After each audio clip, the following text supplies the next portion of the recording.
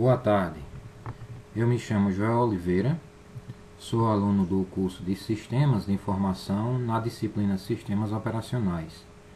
Nós vamos falar de um tema muito importante dentro do SO, são a entrada e saída. Além de oferecer abstrações como processos, espaços de endereçamentos e arquivos, um sistema operacional também controla todos os dispositivos de entrada e saída do computador. Ele deve emitir comandos para os dispositivos, interceptando, interrompendo e lidando com erros.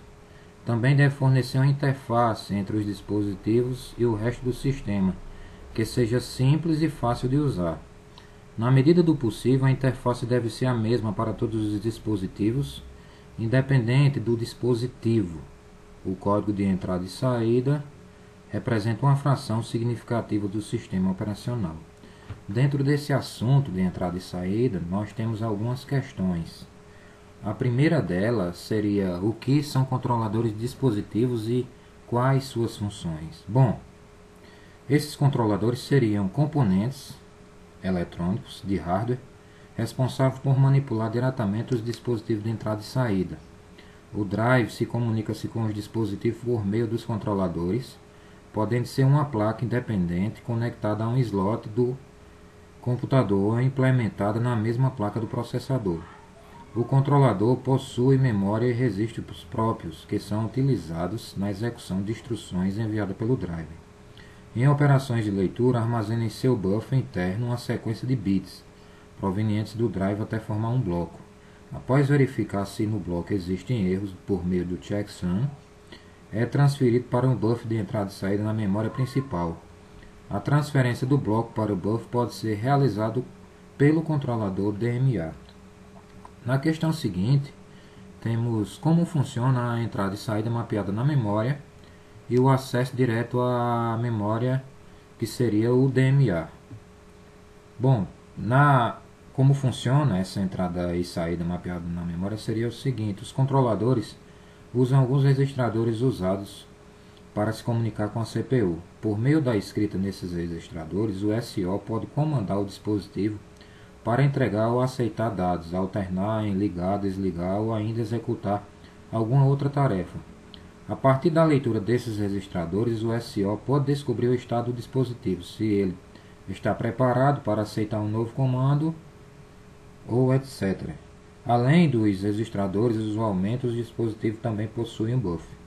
Já falando do acesso direto à memória, ou DMA, ele permite que certos dispositivos de hardware acessem a memória para leitura e gravação independente. A técnica de DMA evita que o processador fique ocupado com a transferência do bloco para a memória.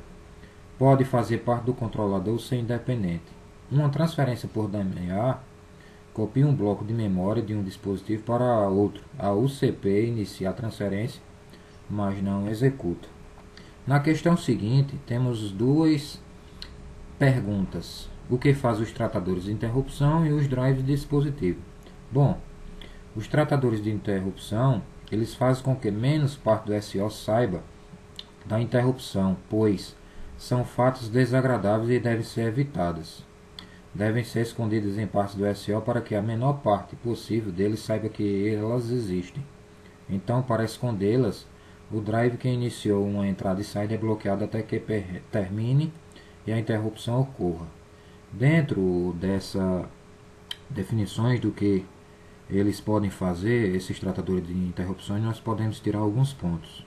É a parte de mais baixo nível do tratamento de entrada e saída, que é escrita em linguagem assembly, executa sempre que um dispositivo gera uma interrupção. Normalmente, ao final do seu trabalho, o tratador de interrupção põe em execução o drive do dispositivo e, por estar muito próximo do hardware, seu trabalho envolve diversas questões de baixo nível e está longe de ser literal. Já falando dos drives dos dispositivos, eles contêm todo o software que controla o dispositivo. Cada drive manipula um dispositivo ou uma classe de dispositivos muito semelhantes, pois cada dispositivo pode ser bem diferente. Nos SOs atuais, os drives são processos no espaço kernel, mas seria muito mais seguro se fosse do espaço usuário para que seus problemas não afetassem o SO. Antigamente os drives eram compilados junto com os SOs, mas atualmente os drives podem ser dinamicamente carregados no sistema durante a execução.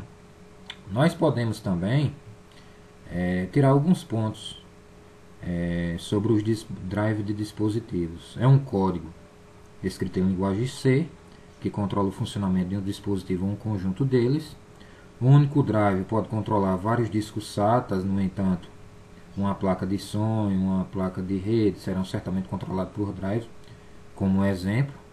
Outro ponto, o drive acessa diretamente o hardware, sendo considerado parte do sistema operacional, que a gente pode falar que os drives normalmente são escritos por terceiros e seus bugs são a maior causa de crashes dos SOs. Na questão seguinte, a gente tem aqui quais são as principais funções da camada de software independente do dispositivo. Bom, na camada de software independente do dispositivo, essa camada é a terceira entre outras funções ela é a terceira camada e entre outras funções, ela tenta oferecer aos programas de usuário uma interface única independente do dispositivo que está sendo acessado. A gente pode ter aqui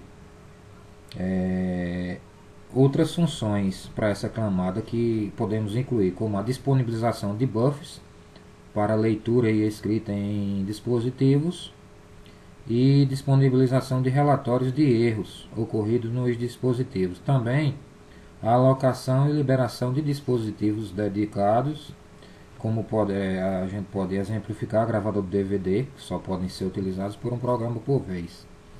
E na última questão, na questão seguinte, aqui trata-se de qual das 4 camadas de software de entrada e saída